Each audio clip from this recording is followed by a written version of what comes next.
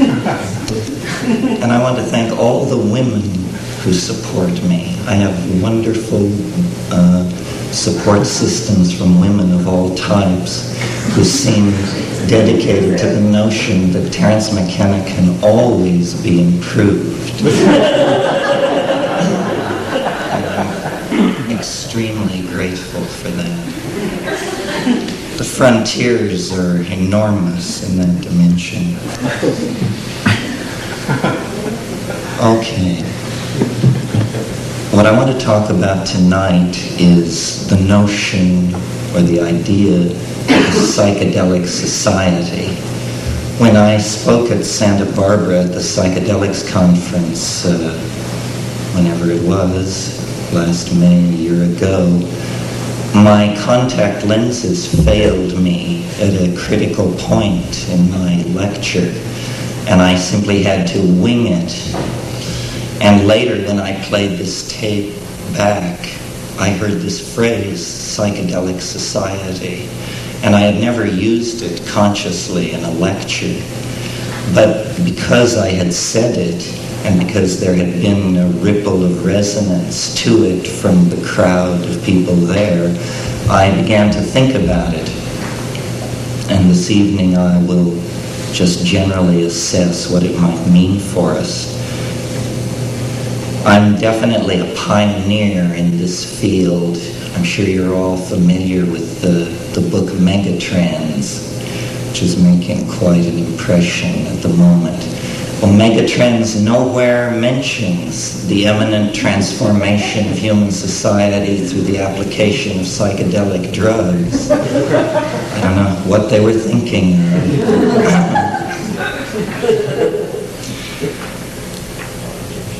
What I think a psychedelic society, what that notion means or implies to me in terms of ideology, is the idea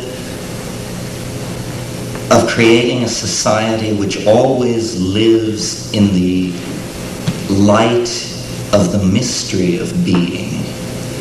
In other words, that solutions should be displaced from the central role that they have had in social organization. And mysteries, irreducible mysteries, should be put in their place. The British enzymologist J.D.S. Haldane in the 1920s in an essay said, "The universe may not only be stranger than we suppose, it may be stranger than we can suppose." And I suggest to you that as we look back over human history, every pinnacle of civilization, whether it be Mayan or Greco-Roman or Sung dynasty, has believed that it was in possession of an accurate description of the cosmos and of man's relationship to it. This seems to go along with the full flowering of a civilization. But from the point of view of our present civilization, we regard all those conceptions as, at worst, quaint, at best, half right, and congratulate ourselves that our civilization, at last, has its finger on the real description of what is going on.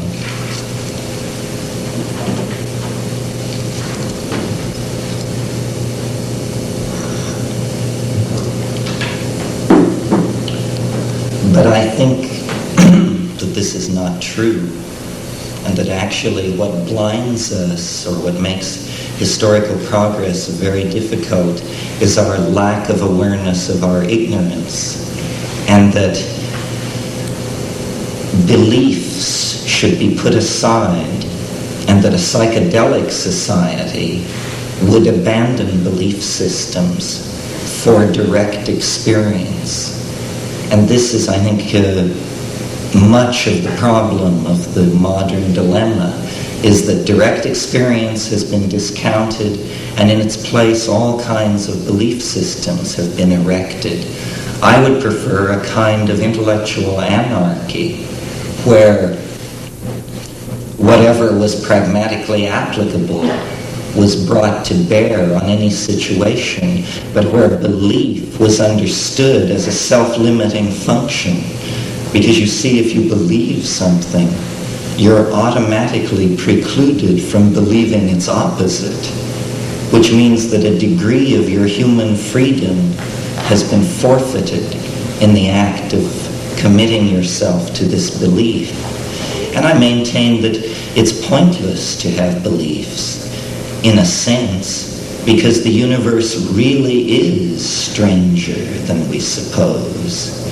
And what we need is a return to what in the 16th century was called the Baconian method, which means not the elaboration of fantastic thought constructs which explain, but merely a phenomenological cataloging of what we experience.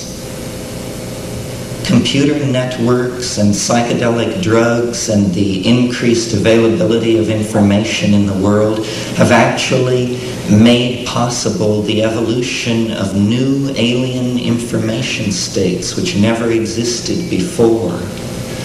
And we are processing these things, but at a very slow rate because we are hindered by ideology. Now, I mentioned in an earlier workshop this afternoon that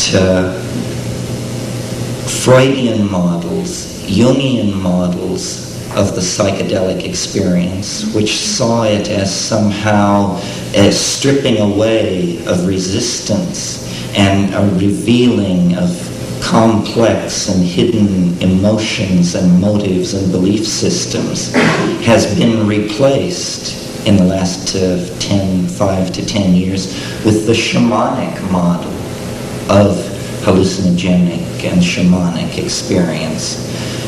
This model holds that archaic peoples have deputized special people to probe hidden information fields using psychedelic drugs, and that the information extracted from these information fields is then used to guide and direct the society. Now, I'm interested in this second model and spend time in the Amazon and am familiar with the operational mechanics of shamanism and shamanic personalities and that sort of thing.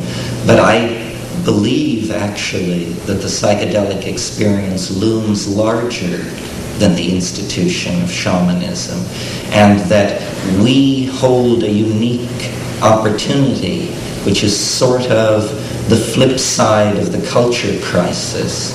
Our ability to destroy ourselves is the mirror image of our ability to save ourselves. And what is lacking is a clear vision of what should be done.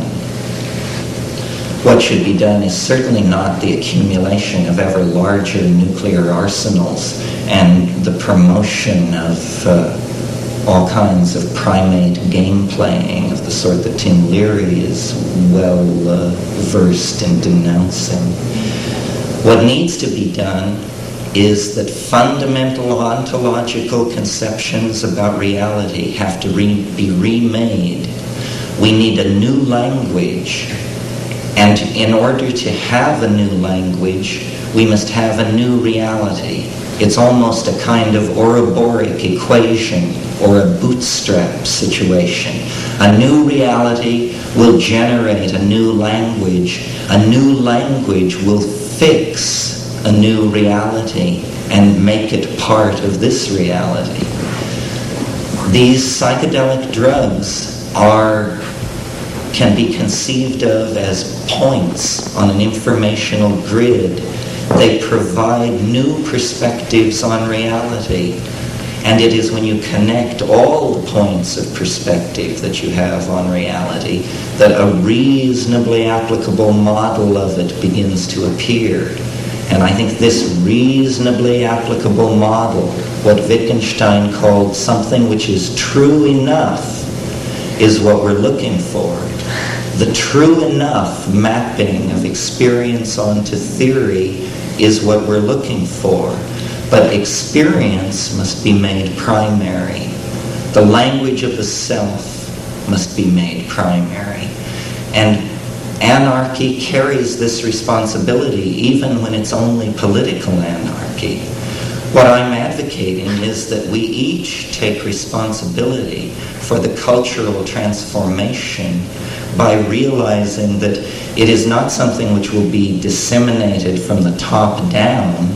It is something which each of us can contribute to by attempting to live as far into the future as possible.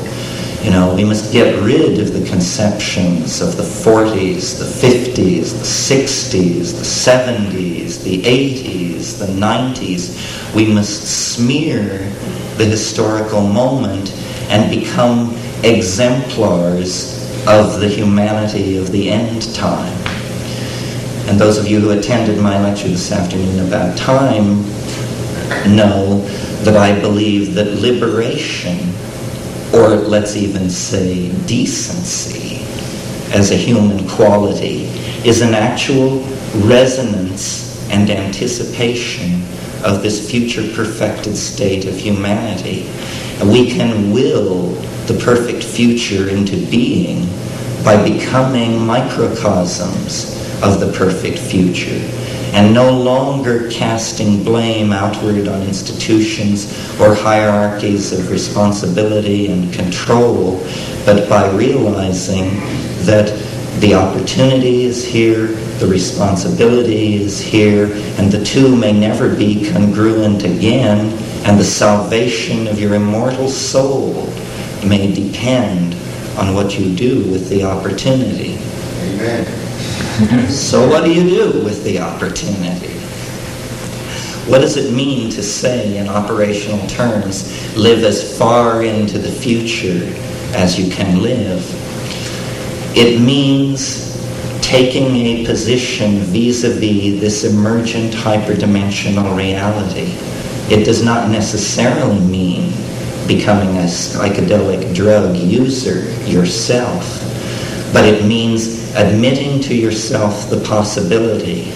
And if you feel the heroic potential within yourself to be one of the experiencers, one of the pioneers, then you know what to do. If, on the other hand, you fear to be lost in the abyss, you fear what William Blake called falling into eternal death, falling from the spiral of being which connects one reincarnation to another, and falling into the realm of eternal death, then you orient yourself towards the psychedelic experience, towards the psychedelic phenomenon as a source of information. A mirror image of the psychedelic experience in hardware are computer networks. Computer networks, paradoxically enough, are a deeply feminizing influence on society, where in hardware, the unconscious is actually being created. It's as though we took the Platonic bon mot about how if God did not exist, man would invent him, and say, if the unconscious does not exist, humanity will invent it in the form of these vast networks able to transfer and transform information. This is, in fact, what we are caught up in, is a transforming of information. We have not physically changed in the last 40,000 years. The human type was established at the end of the last glaciation. But change, which was previously operable in the biological realm, is now operable in the realm of culture. And we are shedding cultural adumbrations of our vision of the unitary mystery at a faster and faster rate as we try to accommodate ourselves and mirror ourselves to the mystery which lies ahead of us in time and which is throwing this vast shadow of fatedness back over the entire experience of human history for everyone who has lived in it. And previous to our own era, the only control language which could be applied to this thing, which was bringing people together and causing birth and death and tearing down and erecting civilizations, was God. And it was imagined as a self-conscious force that was leaning into the world like a cat into a fishbowl and making things happen. Now, we have a different notion, a notion of a vector system where forces over a large area are oriented toward a very small space. And this is what history is. It's an inrushing toward what the Buddhists call the realm of the densely packed, a transformational realm where the opposites are unified. And the way I characterize this union of opposites is to say it is that realm where the body is finally interiorized, the mind is finally exteriorized. The way I think of the mind is as a fourth dimensional organ of your body. You can't see it because it's in the fourth dimension, but you experience a sectioning of it in the phenomenon of consciousness. But that is only a partial sectioning of it, the way a plane gives a partial picture of a cone when it truncates it. The growth of information systems is only a mirroring in masculine hardware of what already exists in nature as a fact. And it is up to us to hone our intuitions and to become aware of this pre-existent system of communication and wiring so that we can step away from the dualisms which separate us from each other and from the world. We need to realize that there is a gene swarm, not a set of species on the earth, that half the time when you think you're thinking, you're actually listening, and that ideas are remarkably slippery things and are very difficult to trace to their origins, and that we really are one-on-one and all together in a dimension that is not as accessible as you might wish to be, congealed, as Finnegan's Wake says. The psychedelics are a red-hot social issue, ethical issue, whatever the term for it is.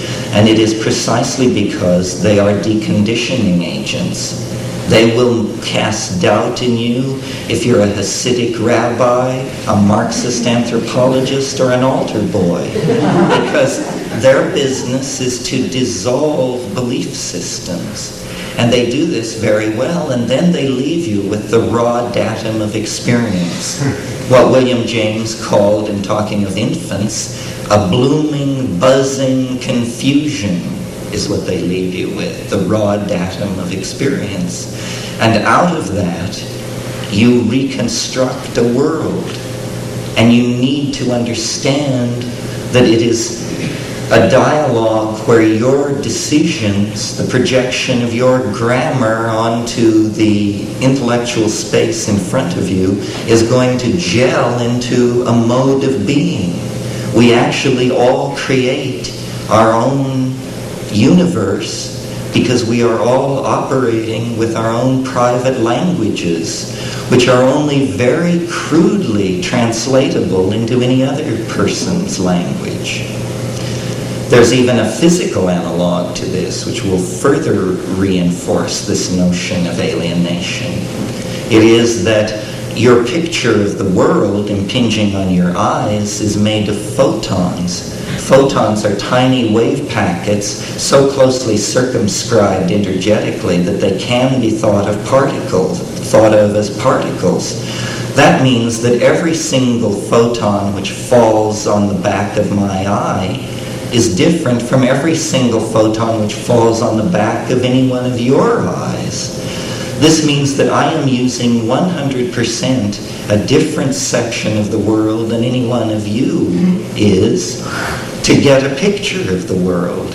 And yet we are sitting here with the naive assumption that our pictures of the world differ only by our perspective within the space of the room. And we have numerous extremely naive assumptions like this built into our thinking. And our most venerable explanatory engines, such as science, happen also to be our oldest explanatory engines, and therefore they have built into them the most naive and unexamined assumptions. For instance, science, we can demolish it in 30 seconds. Science tells you that a set of conditions will create a given effect, and that every time that set of conditions is in place, that effect will be found to obtain. Well, the only place this happens is in laboratories.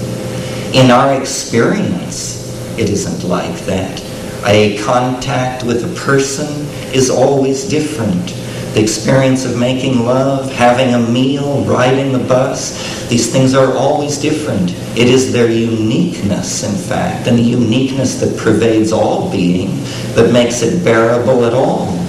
Yet science is willing to tell you that the only things worth describing are those phenomena that can be repeatedly triggered. This is because these are the only phenomena science can describe, and that's the name of the game as far as they are concerned. But we, to claim our freedom, to take advantage of the tiny moment between immense abysses of unknowability, perhaps death, perhaps other reincarnations, perhaps transitions into other life forms. These things we don't know. But in the moment of being human, we have a unique opportunity to figure things out. And I have the faith that it is possible sometime, somewhere, to have a conversation. Perhaps no progress would be made until the 9th hour, but to have a conversation in which reality could be literally pulled to pieces, beyond the point of reconstructing.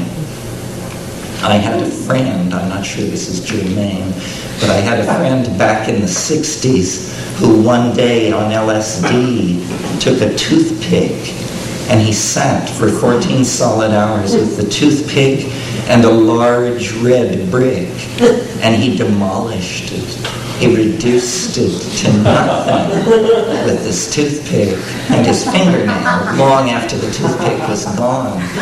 And this is what we have to do to the ideological concrete in which we are set. We have to claim anarchy and realize that systems have a life of their own that is anti-humanist. There is definitely an anti-humanist tendency in all systems. Ludwig von Bertalanffy, who was the inventor of general systems theory, said, people are not machines, but in every situation where they are given the choice, they will behave like machines. We all fall into patterns. We all then hold those patterns ever more tightly. They cannot be violated, and this happens on the thought level.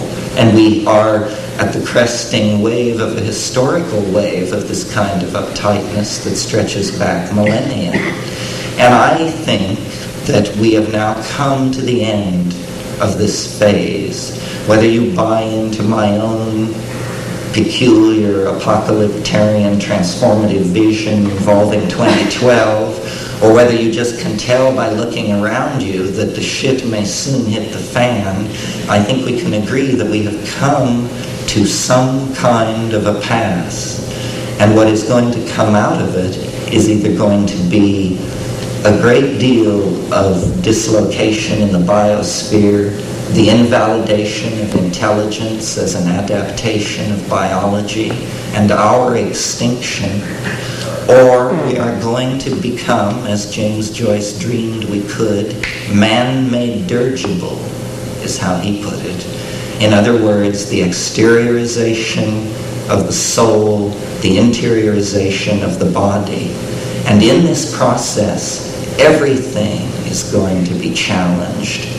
The very notion of humanness is going to be challenged because we are on the brink, through genetic manipulation of DNA, of actually taking control of the human form, of being able to extend the notion of art inward into the human body and form. Are we classicists? Shall we each be an Adonis and a Persephone? Or are we, what are we? Are we surrealists? Shall I be a potato and you a burning leopard? These are decisions which will have to be faced. These are the important questions.